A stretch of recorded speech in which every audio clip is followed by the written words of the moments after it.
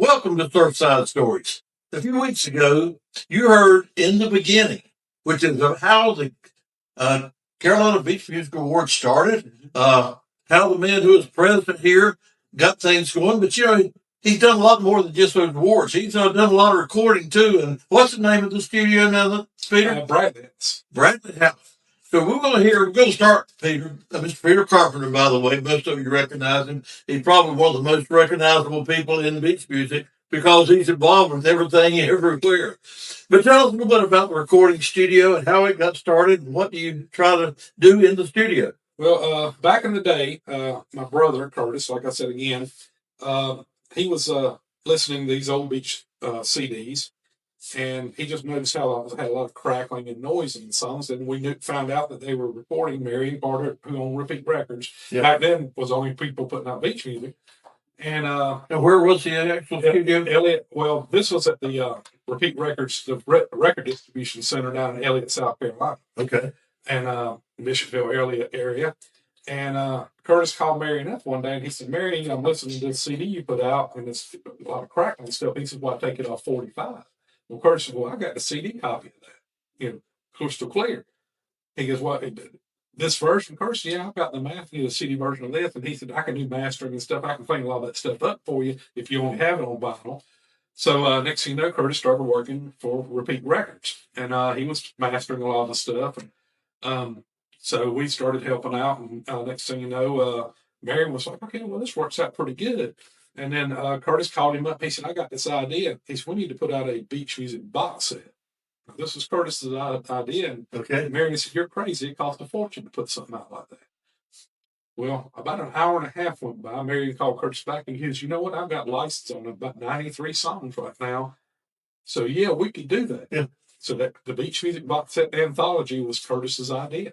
And tell us about when this was. This is back in the 90s, early 90s. So Curtis and Marion sat down and came up with a song list. It's about 90 songs. It's a 4 CD anthology, Beach Music Anthology, Volume 1. And that's where it kind of came from. So it came out of that deal. That's where the first box set in beach music was ever released. And so we got involved, and Marion started doing some new recording stuff. And so we're working with a studio out of Quimby, South Carolina, called Bradley House, Fred Shaw and Bradley House Studios. And so we were taking Breeze Band and all these bands down there and recording new songs, Trickle, all those songs and stuff like that came out. But we were working with several different artists. We were working with, of course, the Breeze Band. We were working with a girl named Sissy Kearney Quinn, who had some songs out. We worked with Jimmy Handyman Jones. And a lot of other artists. We were just going down and recording all these songs, and we were helping mix the songs and engineer the songs and stuff like that. And we got down there where we were spending months down there. It seemed like we were living there because we were down there almost every week, recording songs. And we went through quite a few different albums. We helped, produce and cut and all that stuff. And that's how we kind of got heavily involved with Repeat Records. And Repeat owned several record stores at the time. They owned one in Fayetteville called Paradise Records and Tapes, which was a big record store. Just back when the record and tape and CD industry was around, before streaming and downloading. And then they owned a couple other ones called Sounds Familiar. And one of them was in Columbia, South Carolina. Well, the manager of that Columbia store just happened to be this guy named Darius Rucker. I don't know if you ever heard of him. But yeah, Hootie and the Blowfish. But Darius was the store manager at Sounds Familiar in Columbia. Even when they signed the deal with Hootie and the Blowfish, he was still the manager there. Didn't know if the record deal was going to go through, but yeah, he finally gave us notice and quit. But yeah, he was the manager there. So that was never would have thought that story. So he worked for a Repeat Records the same time we were working for. So I used to work with Darius Rucker, but I talked to him on the phone, but I never had personally met him at the time. But that's how we got involved with Repeat Records. And of course, after so many years, Marion kind of turned it over to Keith. That's when KHP started. Keith started producing a lot more stuff, and they started coming out. And KHP Records was born. And Marion kind of, I guess you said, handed the baton off to Keith because Marion was ready to retire and get out of it. And of course, back then the 45s, Marion had this huge warehouse of 45s, thousands of 45s, and that's how stuff was sent out to the artists and stuff. Because 45s were still big back then. Well, when CDs come out, Marion had switched over to some CDs, but then, of course, as it got a little bit newer, Marion said, well, okay, I'm ready to get out of this. So he kind of handed the baton off to Keith and KHP, and that's where a lot of these people like KHP and Pac-Man and Robin and all these guys kicked up because Marion kind of got out of the business and turned it over to the younger guys, as he said. Yeah, so that's pretty fun. But that's kind of how we got involved with Fred at Bradley House, because we were down there recording so much, and we've been involved with him ever since. Even after I moved, now he's down in Shiloh, South Carolina. So we go down, and Fred actually he multi-tracks our award show every year and does the video for us, and we go down and mix the video stuff. And we still get in the booth a lot of times. Me and Curtis will sing the background a lot of these songs when we remix them for the video. So you're actually doing some vocal background singing stuff. Okay. Yeah, we have fun doing all that stuff. And I was laughing a few years ago. We had this little rock and roll group called Nantucket. I don't know if you ever heard of them, but Nantucket, they had a big song they released called Need a Ride and Ride. Yeah. So we had talked to the Uzel brothers about coming down and doing the show. And they said, oh, man, we'd love to do it. We'd love to come down and do it. So they came down. And, of course, that morning before the show, that we always do a little sound check with all the bands. And I looked over at him and I said, Larry and Mike, I said, well, we have one request that you have to do or you can't be on the show. He goes, well, I saw you do Heartbreaker. And of course, he looked at me and said, wait a minute, that's a hard rock song. I don't know if that. I said, this generation will love it. I believe. I said, these are your people. He thought I was joking. I said, no, I'm serious. You're not doing the show unless you do Heartbreaker. So, of course, he got up and announced, I guess, because he thought it was going to get ready to embarrass himself. He said, I was told we couldn't do the show unless we did the song. They went into it, the place was crazy because that age group knew Nantucket Heartbreaker. Yeah. And they knew it. And I knew that was going to go over. And, of course, I'm a rock and roller, so I loved it. Of course, the place went crazy. And so when we went back and mixed it on the show, me and Curtis going a lot of times going and do some background vocals and all to kind of fill it and make it sound better. So we did all the background vocals, and along with a couple of guys in the band, we just harmonized with them and done it. And of course, I remember I played it for Mike and Larry one day, and they're like, "Man, we sounded really good, didn't we?" I said, "Well, we kind of fixed a little bit of stuff." I said, "We do go in the studio and record." I said, "We do a lot of background loss." So I've got to ask, when did you find out that you could actually sing and could do background vocals? Well, being around music all the time, you always sing and do all that stuff. And Curtis has always been a good singer. And of course, we sound a lot alike because people got us confused all the time. And we always both had the same voice. It's kind of like the group Alabama. A lot of people don't realize those guys are all cousins, but they all sound exactly alike. Yeah. And so Jeff would go out and do shows by himself, and he'd sing all the Alabama songs, and people didn't realize it wasn't Randy singing, it was Jeff. Because they all sounded just like that's the reason the harmonies were so great. It sounded like the same person singing three times. Okay. It's kind of like Bon Jovi. A lot of people don't realize Bon Jovi's 90% of his background vocals are him. They stack them. We got stack them. So we would take, me and Curtis would sing the background vocals over and over like 4 or 5 times, and we double them and put a little delay in them to make it sound like 30 people singing. And that's how you get that, that smooth background sound like a little chorus. But so we just started doing it for fun, and of course Fred would say, "Here's your kitty, we do it." Okay, yeah, that's it. And of course, luckily we didn't have to use auto-tune, but we could have had to. But we just had fun in the studio and just trying to make it. We listened to it, make sure it sounded good. And I know we were in the studio one day. We were working with Bill Pink and the original Drifters on a couple of songs. We were re-recording "Move Across the River" and working on a song called "Ruby Baby." And Bill had come in and cut the vocals for it, but we hadn't done the background singing and had to put the song together. So Fred pulled up all Bill's stuff and we put it on the synthesizer. And we went in and a couple of the soft tones. So this would be an analog synthesizer before the time of digital. This is before digital. I mean, it's kind of both. It's kind of analog digital together. But you can record the samples and stuff into it, and then you can change the key by whichever key you pushed on the keyboard. Okay. So we've done the background vocals, a couple of soft tones, Mary Carter, and me and Curtis were doing the background on the song Ruby Baby. I got the girl with Ruby Baby. So we sang the background, and then Fred put it in the synthesizer, and we actually put the song together on the synthesizer. We did Bill Parks and I got a girl Ruby Baby, Ruby, and we're doing it all on the keyboard. So we actually put the song together, hit record, and done the whole song on the keyboard, put it together. And then the next day, Bill come in, he said, "Well, when do y'all want to sit down and you need to edit that, mix it, and all that stuff?" And Fred said, "We're done. He said, "What do you mean?" He played it, and Bill said, "How do you do that?" And he said, "Well, we've done on the synthesizer." Bill couldn't believe it. He said, "Man, that's amazing." He said, "Leave it alone. Leave it just like it is." So we left it alone, and then, of course, a few months later, it's like we're sticking into music. Jimmy Jones, the guy who wrote the song Handyman, that James Taylor made. Okay. The guy wrote the 60s version. He wrote Handyman, and he wrote several other big songs back then. So we decided to we'd actually met him through a friend. He'd moved to Aberdeen, right where we live. And a friend of mine on the recording studio there called us up. He said, "Hey, I got Jimmy Jones in the studio." And first, what? He said, "Jimmy Jones, Handyman Jimmy Jones?" He goes, "Yeah."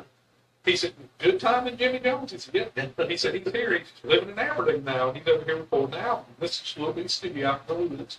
So we went over and met him, got talking to him. And, of course, the guy's named Bob Hensley on the studio. It's called Off Beat Studio. And he goes, he introduced us. And so we talked a little bit. He said, so he started telling me a little bit about beach music. And Jimmy said, "Now, what's this beat, rhythm blues?" And I know, he said, "I've heard the term." He said, "When I played down here in Fort Bragg all the time back in the 60s. He said, but I lived in New York, New Jersey." He said, "I moved down here and retired." He said, "I've heard that term, a lot of times." And so we played some stuff. He said, "Oh, I could write songs like that all day long." So we left, and the next day, Jimmy called us and came over to our house, and we had a studio there at our house. We had a little recording. When I said recording studio, not a live recording studio, but where we produce commercial stuff. Yeah. We've been in radio for 40 years too. We did radio shows for a long time. So, Curtis still does radio shows today. Curtis has been in radio since he was 13, and he's 64 now and still doing radio. He does radio 6 days a week. He's still doing a morning show at an AM station in Southern Pines, and now he's back actually in the studio. He started at it, almost 50 years ago. He's back in the exact same studio he started at, doing the show. So it's kind of weird, full circle. But Jimmy came in the next day and sat down on the floor in our studio and played all these songs that he wrote. And one of them was called Grandma's Rock and Roll Party.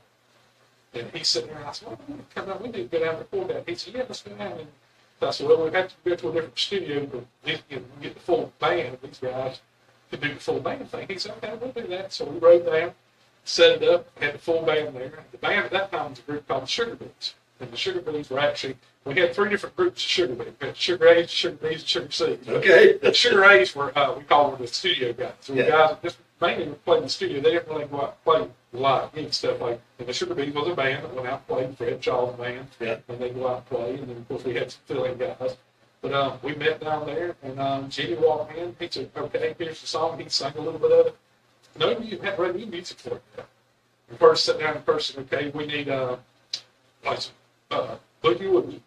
So we had this 21-year-old keyboard player named Randy Gilkey, blind guy, great piano player. I mean, unreal.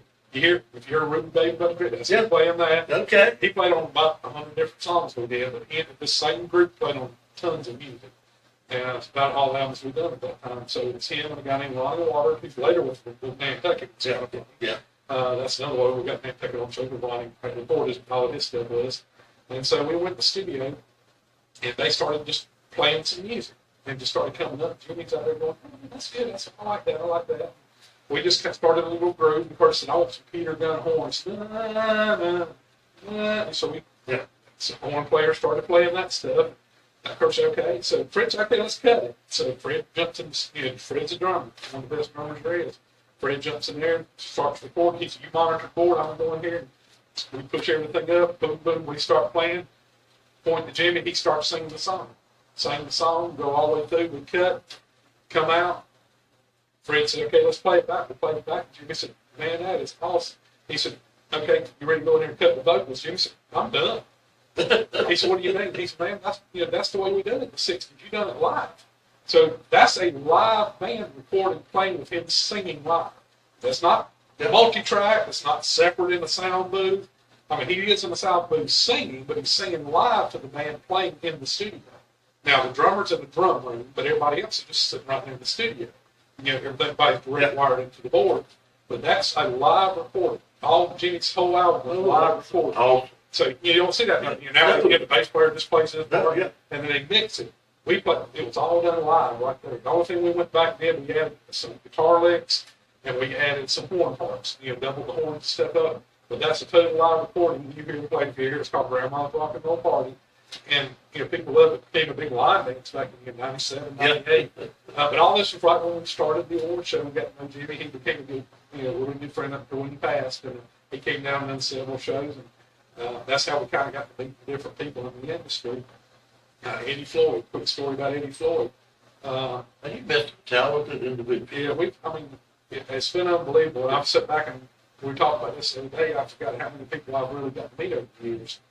But Eddie Floyd came up, and we called him, and of course Eddie had the song "I Never Found a Girl Loving Like You Do," which was a big hit. Yeah, Eddie was, knock on wood, he was an R&B guy. Wrote the song "Knock on Wood," of course. He co-wrote. He was hired as a writer for Stax. He wasn't hired as a singer, and he co-wrote for Otis Redding and William Bell and different people like that. And he recorded this song "Knock on Wood." Him and Steve Cropper were in the Lorraine Hotel. Yeah. Same room. Martin Luther King stayed in the night before he was assassinated. That was all overshadowed because it happened about the same time when they wrote "Knock on Wood." They were sitting in the Lorraine Hotel in the honeymoon suite, as they call it. Oh, yeah. And they were talking about superstition, and a storm came. So they started talking about knocking on wood, knock on wood, and that's where the song was wrote. So they went in the studio. They called the drummer, and hey, it's like 2:30 in the morning. And said, "Man, we got to cut this. We got this fresh idea." So the band met, basically Booker T and the MGs. Wow. So how the band was. They met and recorded "Knock on Wood," and they presented it to Otis Redding. Otis said, "Man, Eddie, that sounds good. You need to put that out."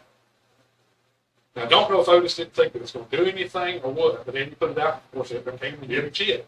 And Otis did eventually record it. Didn't do much nowhere near what Eddie's did, but Eddie's became a big hit. But we had called Eddie up because we Never Found a Girl and said, "Hey, we'd like to give you a Pioneer Award because of what for you. This music probably wouldn't be here because that rhythm and blues from the 50s and 60s is what created beach music, what we call it." Yeah. And so Eddie said, "Yeah, I'd love to come up." He said, "I actually got some family in Fayetteville that I get them there." I said, "Sure." So we invited him to come up, and we were sitting out in the lobby of the AD Resort. And me and Curtis have always been kind of trained nuts. We like to go and watch trains and all that stuff when we were younger. And Eddie said, whoa, y'all like watching trains with you? Eddie said, "I love trains." And I said, "Really?" He goes, "Yeah." He said, "I'm going to have to come up and hang out with you guys one day." And of course, we figure, "Oh, we'll never see him," all that stuff. And about 3 weeks after the award show, my phone rang. He goes, "Okay, that's exactly where you live." I said, "Eddie," I said, "Okay, so I live in Pine Bluff." He goes, "I know, I've been in Pine Bluff. Where do you live?" Okay. So I told him, he goes, "Okay, well, I'll be there in just a minute." And we have an office right on US 1. That's where I'm a real estate broker. I'm actually a real estate broker, too. I've been here 30 years. But I said, "Well, our office is right here on US 1. Eddie said, "I'm right across the street." So here comes Eddie Floyd walking in. And he'd already got him a room in Southern Pines. And he said, "I want to go train watching." So we went train watching for 2 or 3 days. Eddie stayed with us. And we just got to be real close friends, sitting out talking music. And we went out to eat. And of course, introduced him to some people up there. Eddie got where he'd come up. Our office, our office was built in 1898. Our real estate office. And we owned the oldest house, the first house that was built, Pine Bluff. The story. No, built in 1880. And my parents and my mother was a real estate broker, so we owned several houses in town. My mother and father ran a red and white for 17 years, and of course when A&P came to town, the big store, it kind of killed them because they were mom and pop. Couldn't compete with the national chain A&P. So my mother went into real estate, and she was in real estate from 1967 all the way up to when she passed away in 2018. Wow. So she was one of the longest running real She's estate a agents. fixture in the real estate market. For many years, but the only reason she retired, my father had a stroke, and so she ended up having to retire. But it's it was crazy all the stuff we ended up doing. But Eddie became a good friend. He'd come up and he'd stay at our office. He loved the office, but it's right on US 1. He could get him a cup of coffee early in the morning. He'd sit there and watch traffic, and we'd go train watching. And next thing you know, I invited Eddie to our wedding. And then me and my wife got married. Eddie said, "I'm going to do something for you." He wrote a song, and he brought it to me 2 weeks prior to the wedding. He said, "I can't be here. I'm in Monte Carlo performing that week, but I want to play this song and record it for you." I said, "Okay, cool." So played a beautiful song. I mean, it just brought me to tears. I'll tell you, I cried. It's a beautiful song. It's called "I Will." And day before my wedding, Eddie comes walking in the door. I'm like, "I thought you were in Monte Carlo." He said, "I got cancer." I said, "What are you doing here? Come to the wedding?" He said, "I come to sing at your wedding." So Eddie Floyd sang the song that he wrote for us at our wedding. And then he lets me know at the end of it that Mavis Staples is singing background on it. And so he actually sang the song at our wedding. Wow. And of course, I had a lot of music friends at the wedding, and they walked in and said, "What's Eddie Floyd doing there?" "Eddie, you got Eddie Floyd?" I said, "Eddie, He told me he was singing. I didn't ask him. He told me he was singing. I said, no, I'm not turning Eddie Floyd down and singing my wedding. So, I mean, it was so great of a thing. I mean, he became a really good friend and still is to this day. I talk to him all the time. And, of course, Jeff Cook was a good friend of ours. We actually went down and spent a week with Jeff Cook. That'd be another story, actually. I'm sure everyone that was at that wedding is something they still remember. Oh, yeah. It was amazing. But like I said, I didn't expect him to be there. Yeah. And here he is singing at my wedding. I'm sitting there looking. I'm like, Eddie Floyd just sang at my wedding. And how many people can say, somebody of that stature just sang at their wedding, especially something he wrote just for us. And my wife even had that framed for our 10th anniversary. The words to the lyrics, they look like an album. And she had that framed. We just celebrated our 10th anniversary.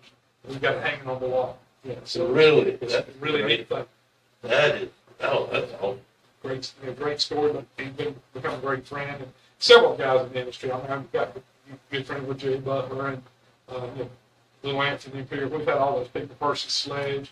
I mean, I've met them all. And of course, you don't realize and sit back and think about the people I've met in the industry that were probably the reason that you see here. Well, you have no way of doing this. My favorite group, whenever I was young, was Little Anthony Pierre. Oh. I have one of it's not their first album that I played over and over and over and over. Love Little Anthony Pierre. That's kind of how we got involved with the music and recording and stuff. And I mean, it's just, we've met so many great people. I mean, like I said, it's with Clarence Carter and all these people. And I know one year we had the Tams, the Drifters, and Percy Sledge in the show. Yeah. And a lot of people didn't think Percy showed up, so they left. Yep. And of course, Percy came out and did a 20-minute version of When a Man Loves a Woman. And all the people come up to me at the after party and said, "Hey, Percy," so I said, "Who was that?" They're like, "When did he come on?" I said, "After Bill Pinckney got done." They said, "I didn't think he showed up. He wasn't there when y'all gave him his award." I said, "He was back at the hotel and he took a nap and he played up." They figured he didn't show, so they said, "Well, we can't. We're leaving. He's here." And of course, he got up and done the show. And of course, I missed that. So, that'd been a great show. Oh, it was. It was awesome. It was an awesome show. Bill Pinckney brought the house. I don't know. Bill, every time Bill would call and say, "Hey, I want to come do the show." It was, "Yes, sir, whenever, whatever you want to do." But he did a song called Candlelight. And he done the White Christmas several times on there. Yeah. But he did a song called Candlelight, old gospel song, and it wasn't a dry eye in the field. I mean, I don't know if you remember Dale Van Horn, who was a legendary DJ. Dale Van Horn, and Dale, had this voice. He was our all-state now. I was in there, Dale was bawling like a baby. And I'm like, "Dale, you all right?" He would have been, that was beautiful. And it was just so touching. You don't have recordings of that? Yes, we did. Dude, wow, I'd love to see that. Well, luckily, we videotaped every award show. And I know you've been in the game when we showed some of the videos. And, of course, a lot of those people are no longer with us. That's one reason we've always archived that stuff. And it's just amazing how many are no longer with us anymore. But that's the reason we play it up there, to keep it alive. We always work out a deal when we record this stuff, that, with the artists, that we are able to play it for promotion. Yeah. So you can't buy that anywhere. That's the only place I play it's in there.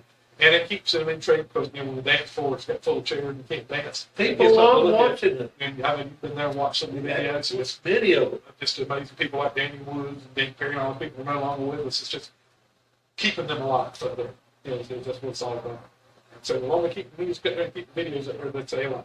Well, that's probably part of what we're doing to keep these people alive. What this show is all about, keeping alive. Tell people how it got started, where it came from. And see, I thought all this time your award show was keeping them alive, but you've done it physically with the songs and with the recording. We've tried any way we can to do it. Like I said, we promote anybody that does like a show like this. We'd love to see 100 people do a show like this, because that's the way it stays alive. Everybody's got to be involved. Well, I've heard so many people say they love to hear the stories. How did you get in? How did Jim Quick get in? How did Gary Lowell get in? And those stories, we've heard them now. Yeah. And you go back and listen. I have been amazed. And believe it or not, we've already finished up another set there. Yeah. And I'm loving every minute of this, Peter. I can tell you this. You think maybe in a few weeks we might get together and do another session? Sure. Maybe coming up, we'll be back down. I'm here all the time, pretty much living. I'd be glad to come back and we talk about some other stuff. Oh, that would be awesome. Folks, you just heard, you heard a few weeks ago, you heard about the awards and how that started. Today you've heard all about what's going on in the recording studios around Carpenter family. We've got a lot more stories. You'll come back with us in a few weeks. Thanks for being here with Surfside Stories. We'll see you next week.